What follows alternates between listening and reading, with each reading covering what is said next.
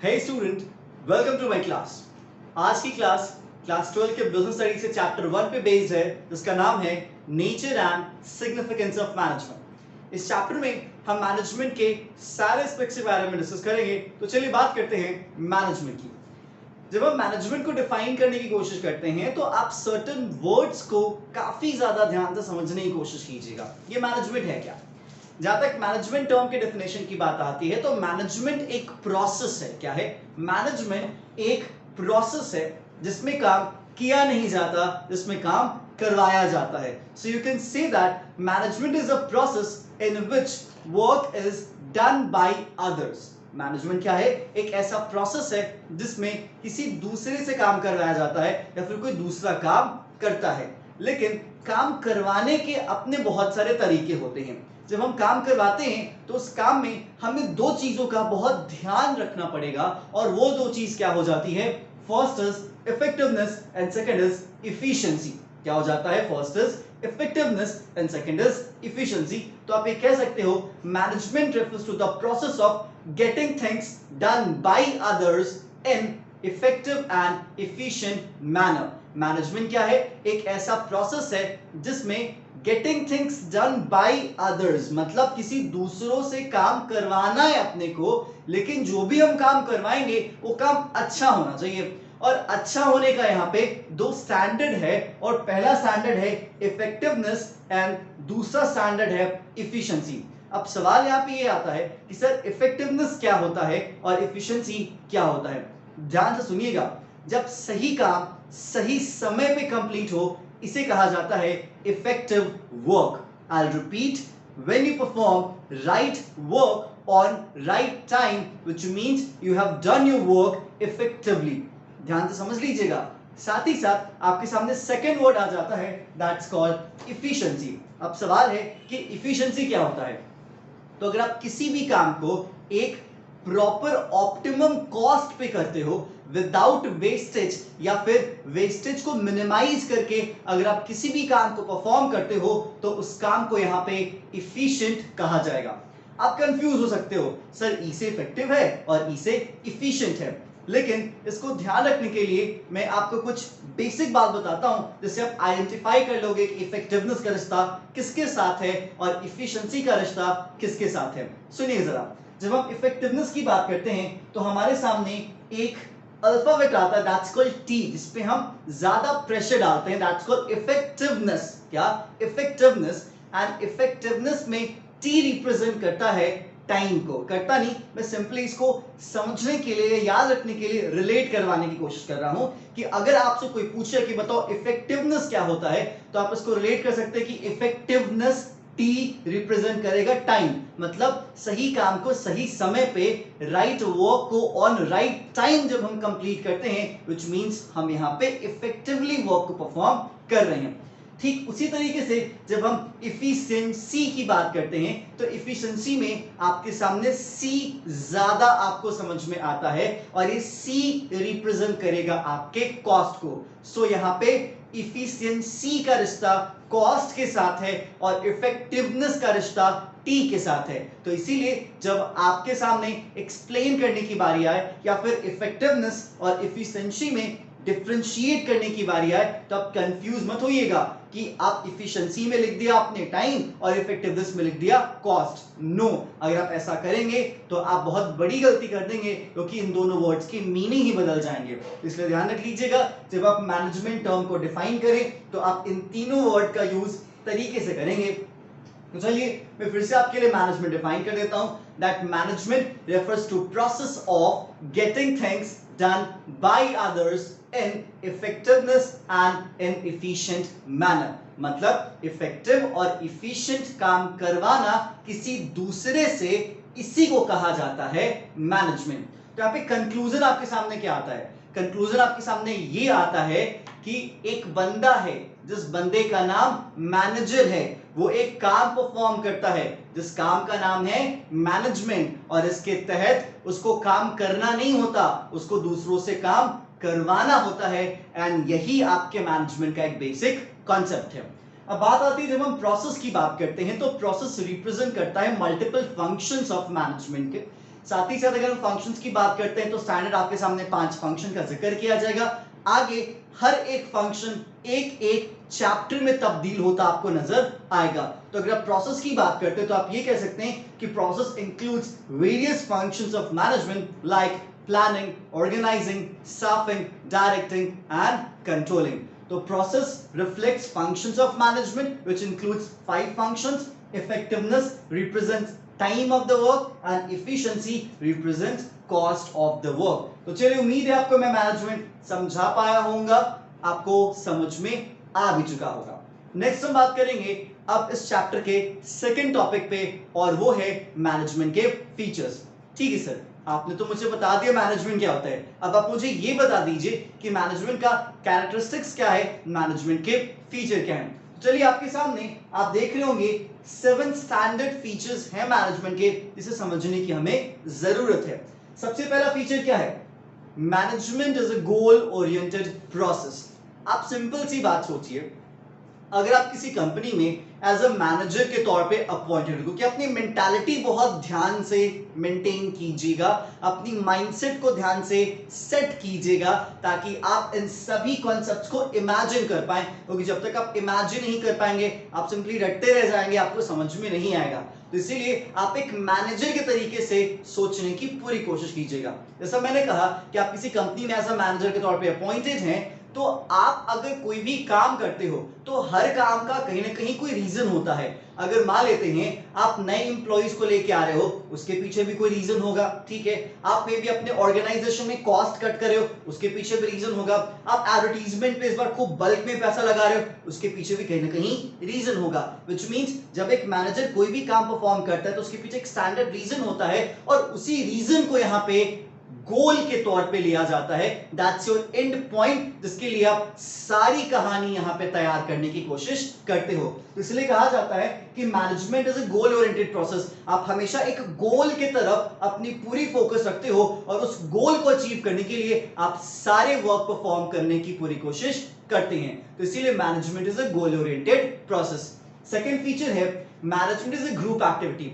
देखिए भैया, अगर आप एक कंपनी में काम कर रहे हैं, अगर आप एक मैनेजर हैं, तो आपके नीचे भी कुछ लोग होंगे ना जिनसे आपको काम करवाना है। आप अकेले तो नहीं होंगे, क्योंकि वन मैन आर्मी जैसी चीज बहुत रेयर होती है। आपको किसी न किसी का साथ लेना पड़ेगा, वेदर आपके पार्टनर्स हो सकते हैं, वेदर आपके एम्प्लॉइज हो सकते हैं, आपके ओनर्स हो सकते हैं, आपके शेयर होल्डर्स हो सकते हैं, आपके इन्वेस्टर्स हो सकते हैं, whoever, which means यहां पे जब सक्सेस की बात आती है, या फिर आप कह सकते हो कि किसी गोल को अचीव करने की बात आती है, या फिर मैनेजमेंट करने की बात आती है, तो अकेले नहीं हो पाता।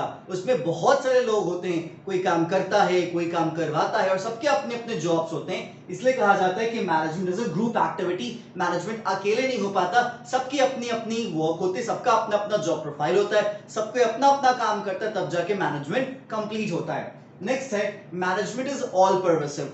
याद रख लीजिएगा, जब हम मैनेजमेंट की बात करेंगे तो हम अपने माइंडसेट को बिजनेस के ऑरा तक लिमिटेड नहीं रखेंगे, क्योंकि मैनेजमेंट हर जगह अप्लाई होता है। आप सिंपल से देखो, आपके स्कूल में भी मैनेजमेंट होता है। आप देखते हो आपका एडमिशन डिपार्टमेंट अलग होता है, स्कूल का अकाउंट्स एंड फाइनेंस डिपार्टमेंट अलग होता है, स्कूल का एकेडमिक सेक्शन अलग होता है, स्कूल के मल्टीपल डिपार्टमेंट्स होते हैं, स्कूल का अपना मैनेजमेंट होता है जो पूरे स्कूल को संभालता है, स्कूल के मल्टीपल वर्क को संभालता है। इसलिए कहा जाता है कि आपका बिजनेस का कोई जोन हो या फिर आपका नॉन बिजनेस का जोन हो। जैसे मान लें तो कोई ऑर्फनेज हो जाए, या फिर आप कोई मंदिरों की बात कर लीजिए, या स्कूल्स की बात कर लीजिए, कॉलेजेस की बात कर लीजिए, आप घर की बात कर लीजिए, इतना दूर क्या जाना, अपने घर में देख लीजिए, घर में भी चीजों को कहीं ना कहीं मम्मी या फिर जो भी लेडीज है वो मैनेज करती हैं, या फिर मेल्स भी मैनेज करते हैं। तो इसीलिए कहा जाता है कि मैनेजमेंट एक ऐसा कॉन्सेप्ट है जो कि हर जगह मौजूद है। All pervasive means applicable everywhere. बस बिजनेस में नहीं, नॉन बिजनेस एक्टिविटीज में भी आपको मैनेजमेंट देखने को मिलता है। नेक्स्ट आपके सामने है management is a continuous process. देखिए भाई, मैनेजमेंट कभी भी खत्म नहीं होता।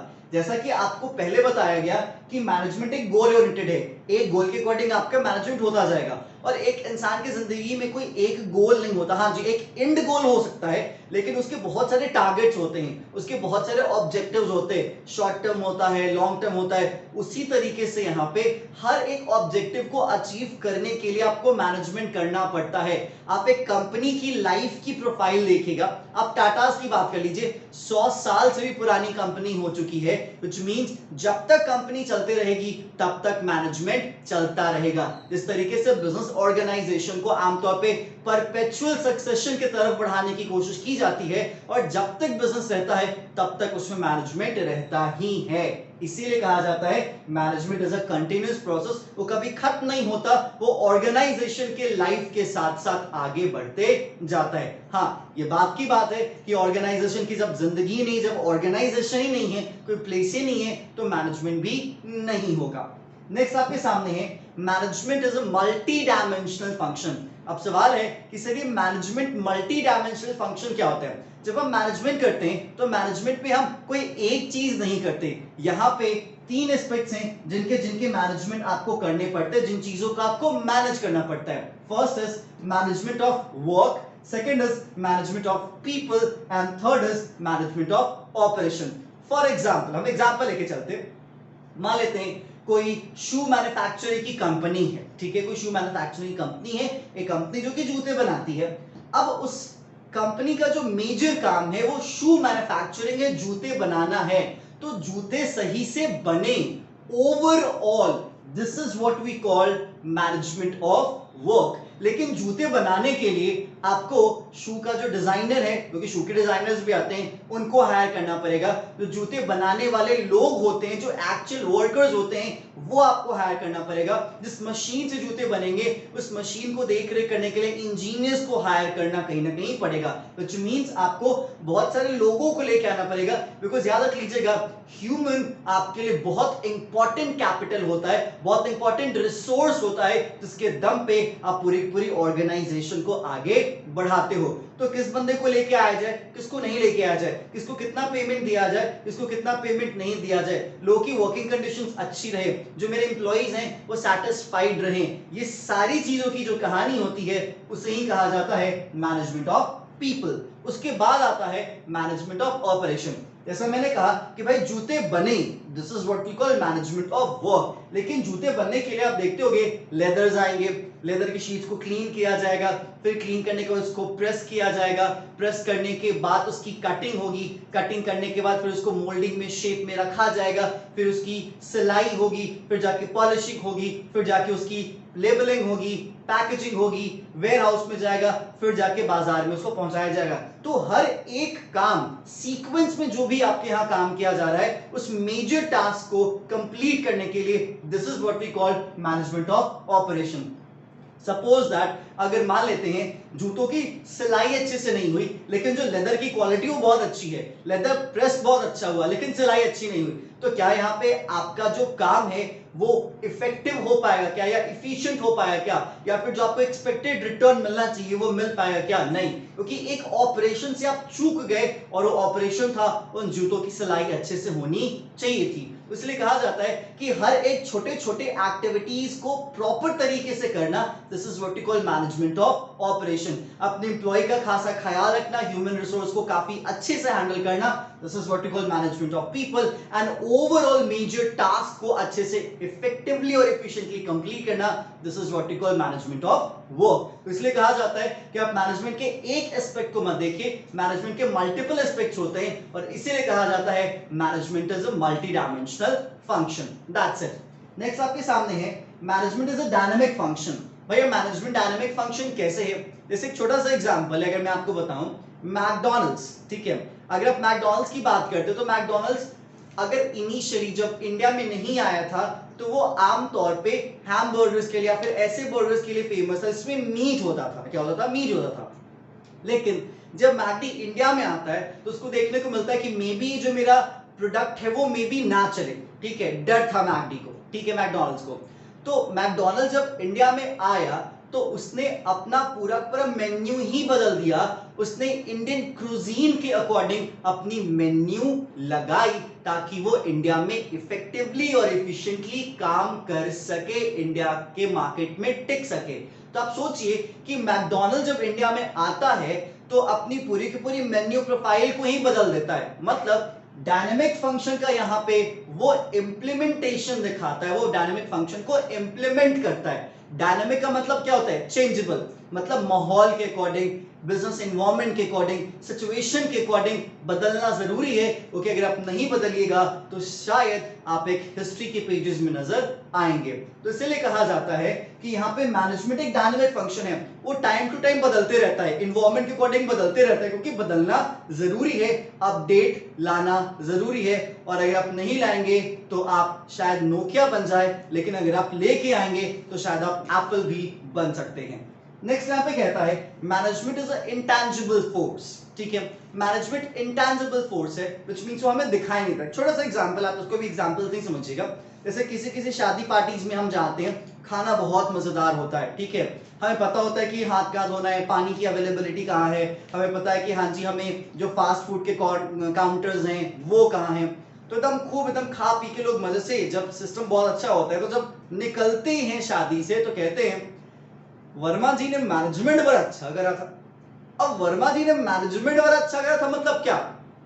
खाना सही था, खाना गर्म भी था, खाने के टेस्ट भी अच्छे थे, ठीक है, कहाँ पे हाथ धोना दिख रहा था, कहाँ पे ड्रिंकिंग वाटर की अवेलेबिलिटी है ये भी दिख रही थी, बैठने की जगह भी अच्छी थी। मतलब पूरा पूरा जो उनका सिस्टम था, जो सेटअप था, वो लोगों के अकॉर्डिंग था। कियोस नहीं हुआ, लोगों को परेशानी नहीं हुई, कोई मारपीट नहीं हुआ, मतलब सब चीज मक्खन के तरीके से स्मूथली वहां पे हुआ।